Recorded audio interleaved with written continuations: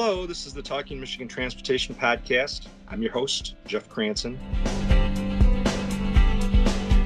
This week brought another announcement of a groundbreaking step in new mobility. Governor Whitmer and Director Dan Eichinger of the Department of Natural Resources and Director Paul Ajiba of the Michigan Department of Transportation were joined by officials from the Michigan Economic Development Corporation and private industry at Holland State Park to announce the installation of electric vehicle charging stations at state parks up and down the Lake Michigan coast. This follows the launching of a series of other initiatives, including an inductive charging, meaning in pavement, pilot project in Detroit, the Lake Michigan Electric Vehicle Circuit, and others. I'll be speaking with two people who work to make the latest program a reality. First, the always energetic Trevor Pawl, longtime friend of the podcast and Michigan's Chief Mobility Officer. He'll put this in perspective for other things in the works related to vehicle electrification and his work bringing together private industry and government to find solutions. Later, I'll speak with Ed Golder, who directs communications at the DNR, and he'll talk about the deployment of the chargers at state parks. But first, Trevor, thank you for being here again and talk about why this is significant. First of all, I'm not just a longtime friend. I'm a best friend. I'm not sure the podcast has a better friend.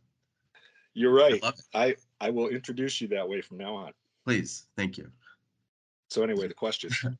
Oh, sorry. I missed the question. I was like thrown off that I was not the best friend. Can you re-ask the question, Jeff? Yes, I'd like to ask the best friend of the Talking Michigan Transportation Podcast to put all this in perspective and tell me why this announcement's significant. Absolutely. So you are just experiencing one drumbeat of an entire song of interesting projects that do a couple of different strategic things. First of all, range anxiety is a big deal for electric vehicles, and usually that really becomes top of mind when you go to more rural areas such as parks, other parts of the state that maybe aren't as populated.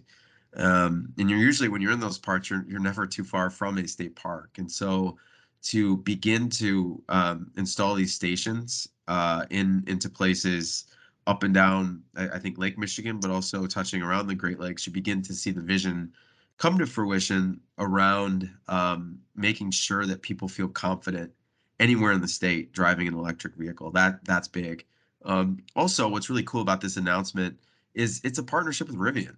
It's sort of the blending of our efforts to grow our industry and our, the companies in this state, and also community vitality, make sure that the technology being developed here can actually be used here by Michigan residents. So, granted, yeah, sure, Rivian has some people in California, but they also have hundreds of people here in Michigan.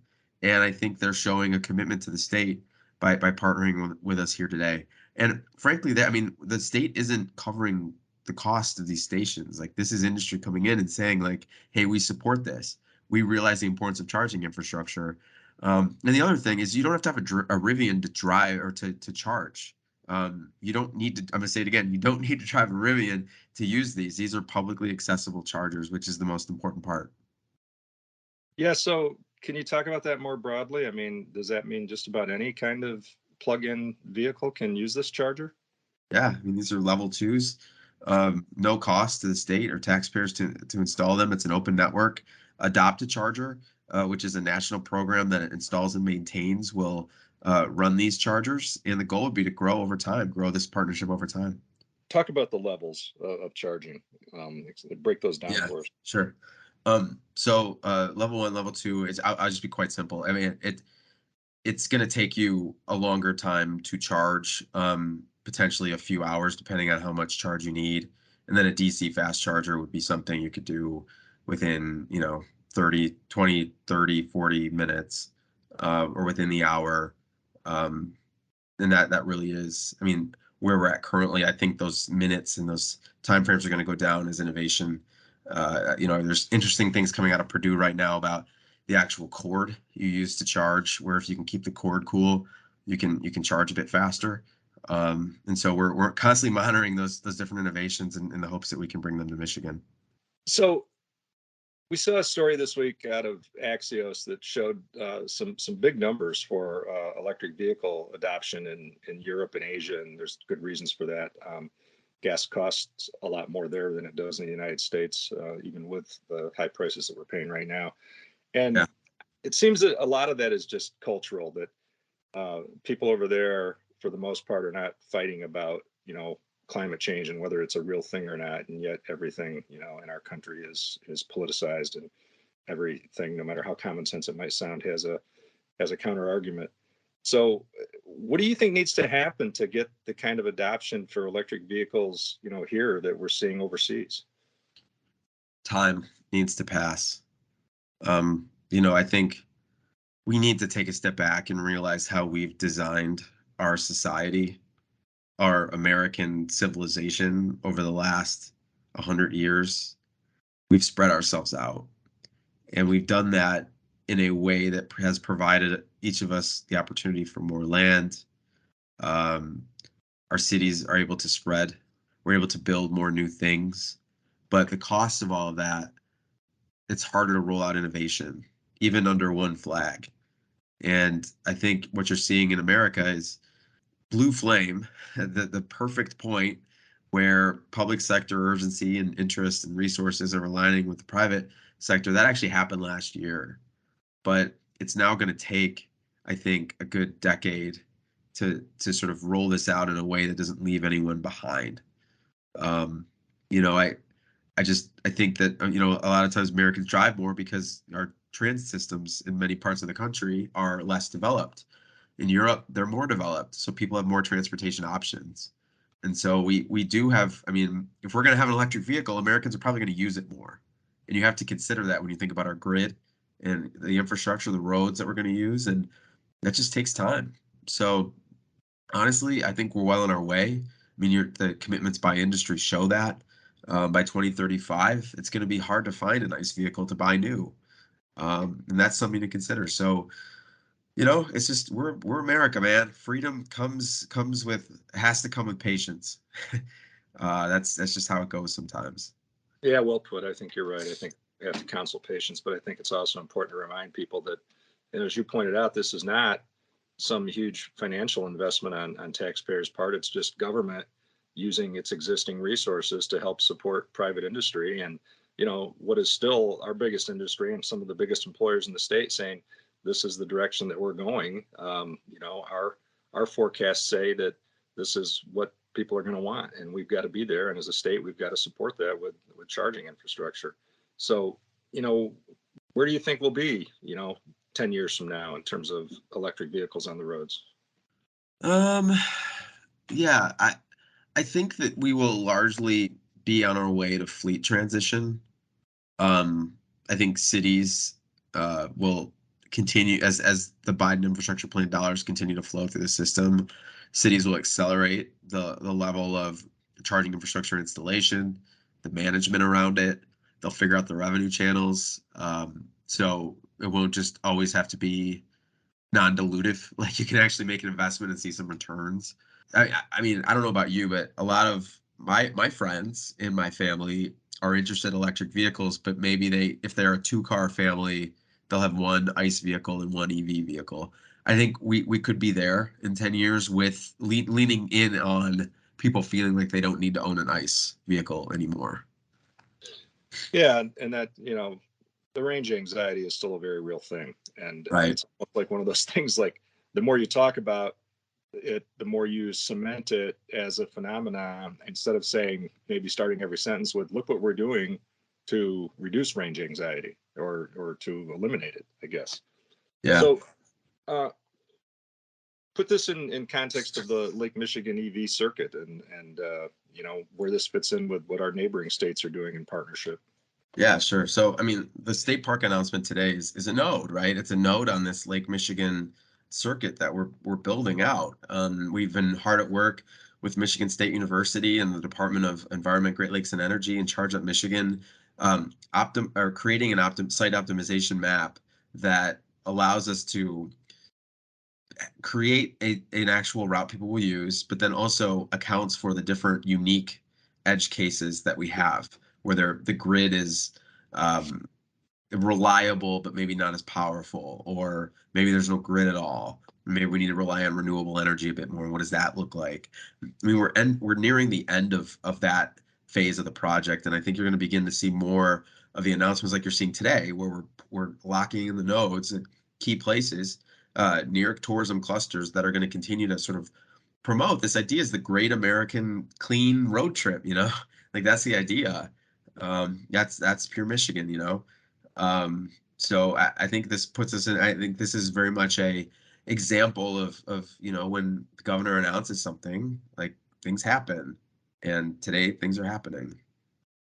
I don't think I've heard it put that way before. The Great American Clean Road Trip. Did you just coin that, or I just thought of it. I'm on my second cup of coffee. I like it. I think No, I'm good. Like the third, I get a little twitchy, but second, I'm in. And first, I'm not up yet, but the second, it's magic.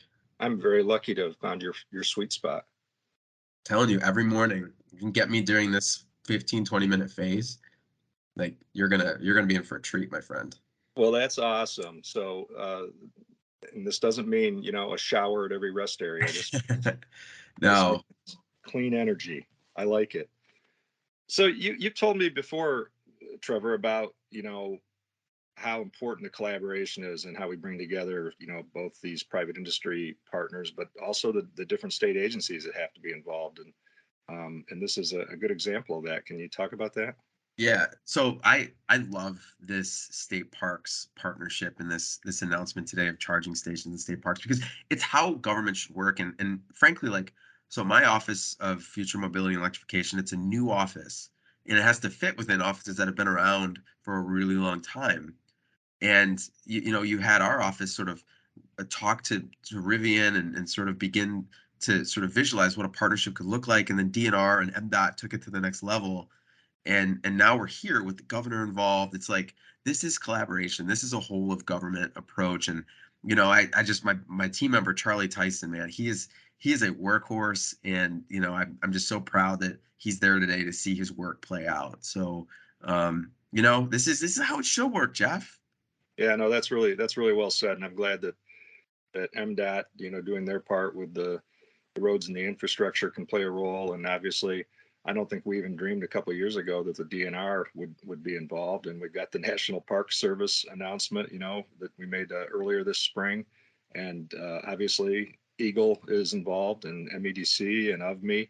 It's all great, and I think it shows a whole of government approach to what is going to be the new mobility.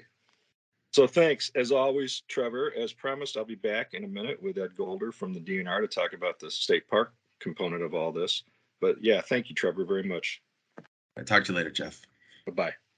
Stick around, there's more to come right after this short message.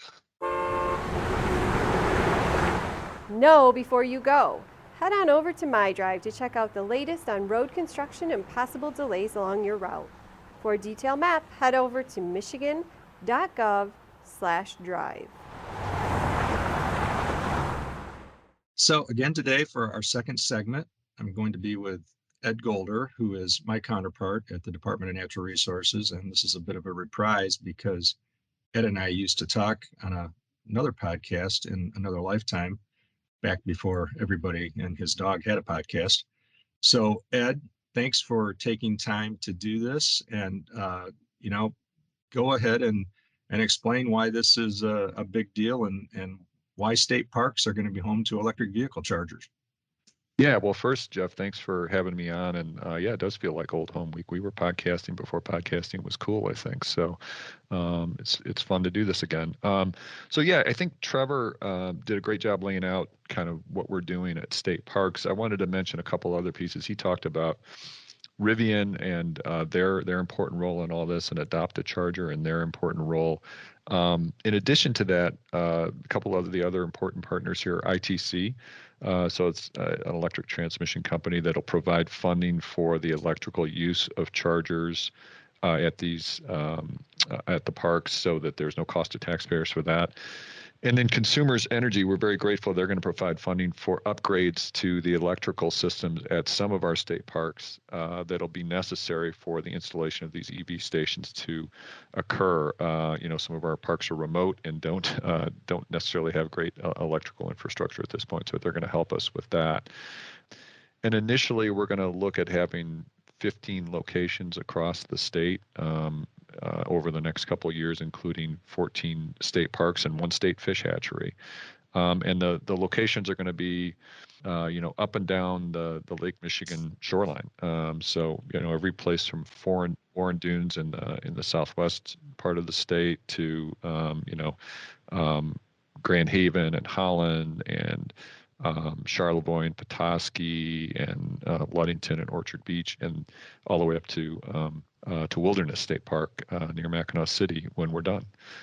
So we hope to get most of those locations done this year. So it'll be a pretty comprehensive system on state parks on the Lake Michigan coast, right? Yeah, I mean, the whole idea here is to help people, who are electric vehicle owners make that beautiful drive up and down the coastline, which is one of the great features of natural resources in the state. Yeah, and that's part of the Lake Michigan EV circuit that incorporates our neighboring states too. Of course, our fervent hope is that the people from those neighboring states come to Michigan to use our chargers, and that nobody leaves. That is our fervent hope. It's been true that a lot of people have been coming to our state and using our state parks. Certainly, we've seen a 30% increase in state park usership since the pandemic started. People more than ever want to get outside, and that allows them a way to do that. Oh, we saw it with trail use. You see it even in local parks, and if that's one of the things that came out of the pandemic, that people rediscovered some of these incredible outdoor assets, then I guess that's a good thing. Yeah, it certainly is. Yep. So today's announcement, if I remember correctly, at Holland State Park, the governor is there with your director Dan Eichinger and the MDOT director Paul Adjeba. Is Holland still the busiest state park in your network? It's one of our busiest. The busiest would be Belle Isle Park in Detroit, of course. But in terms of parks up and down Lake Michigan, Holland, Grand Haven, Ludington are certainly up there in users. Absolutely. Anybody who's been there on a busy summer day knows that that's a very popular place to be. Beaches. So I'm remembering our reporting from days before Belle Isle was a state park. So yeah, I guess it makes sense that one would actually visit. Right.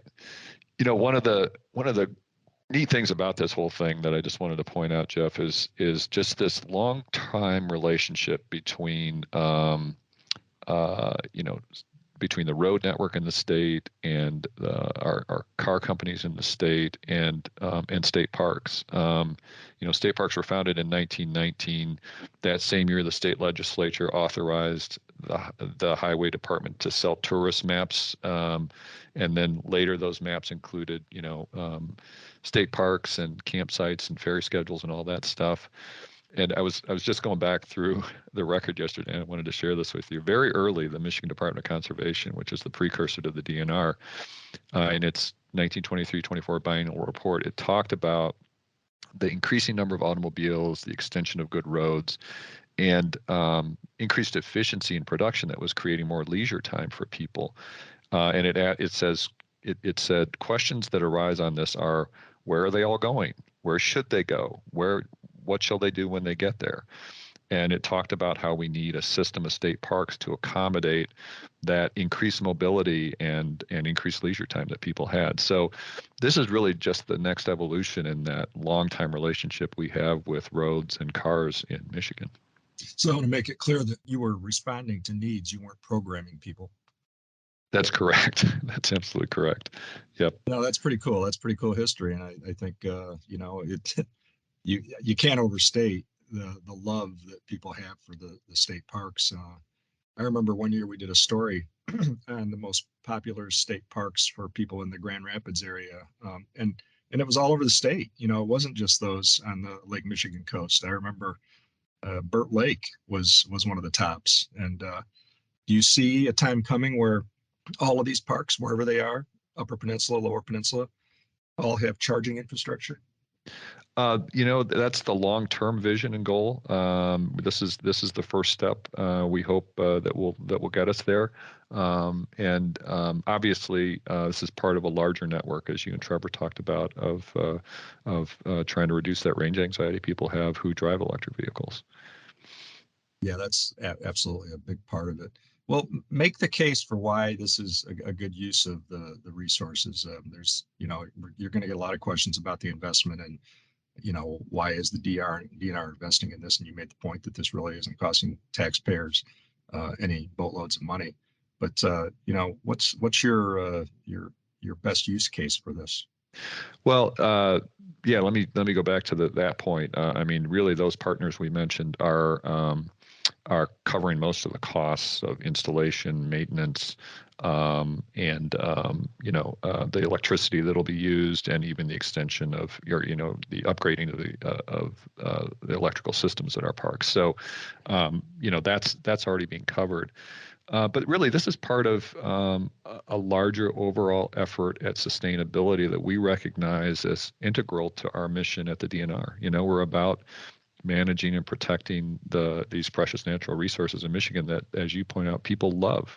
People in Michigan, this is part of who we are. And so, it's not just this. In addition to these EV charging stations, we announced today that Utopian Power partnered to put solar panels on roofs of buildings at Holland State Park. We've put solar arrays at some of our fish hatcheries in order to offset the huge energy load that those hatcheries take in order to rear fish. And talk about that a little bit. Why is that such a power drain? Because you've got to keep water moving. You've got to keep water temperatures at certain levels, and so we manage 6 state fish hatcheries, and they take about 15 or 20% of our overall power in the state. Wow. And we have 103 state parks across the state, so that just gives you an idea of how much energy those require. So we recognize that that we could do that. We're selling carbon credits on state managed lands. And we're helping promote mass timber construction. So that's construction of large buildings using timber, which is a more kind of sustainable way to build those structures. So this is all really part of a larger effort to recognize that we have to have a role in our own operations in being sustainable. Yeah, that's excellent. Anything else you want to say about today's announcement? I mean, it's a great partnership. Private industry, government, several government agencies. Like I said earlier, it's a whole of government approach, and what Governor Whitmer has been asking for. And I think she's got to be pleased to see all these agencies working together so closely. Yeah, and the private public partnership here, I think that's all just outstanding. I'd recognize too the investment the governor and the legislature are making in state parks generally. We've got roads aren't the only infrastructure in the state that need upgrading. Our state parks have a huge backlog of infrastructure, and they took some of that American Rescue Plan money and they put it toward upgrading infrastructure at state parks. And so as we do that, we're going to look for ways to be more sustainable as well. So this is just part of a great investment in these places that people love and where they make lifelong memories in Michigan. Well said. Well, I appreciate it, Ed. It's a pretty cool and something to celebrate, and it'll be interesting to see how it goes as we roll these things out at more facilities. Great to be with you, Jeff. Thanks. Thank you again for listening to this week's edition of the Talking Michigan Transportation Podcast. I would like to thank Randy Debler and Corey Peaty for engineering this week's podcast. To subscribe to show notes and more, go to Apple Podcasts and search for Talking Michigan Transportation.